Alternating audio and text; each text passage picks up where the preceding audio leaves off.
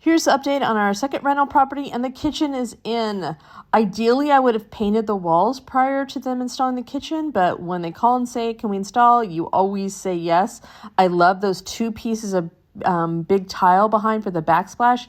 That mattress is going up to the other part of the house that will be a 3-bedroom, but I think it's going to have to be lifted through one of the windows, so that's not cool. The living room, I'm super excited. So the living room bedroom combo is going to be great and spacious. The bed frame, though, that was supposed to be in a different house upstairs, actually, but it is one solid piece and it would not get up the stairs, so that's where it's going to be now. The white was the original wardrobe. It crashed and broke, so we've improvised and have the other natural wood one. I'm going to, yes, get a mirror for here, get a new shower head. The washer-dryer combo is already in there, but I need to cover up that space. So we're getting really close. I'm going to be painting the living room also and getting the other mattress in there for the bed. So next update, it should be pretty darn close. Cross your fingers.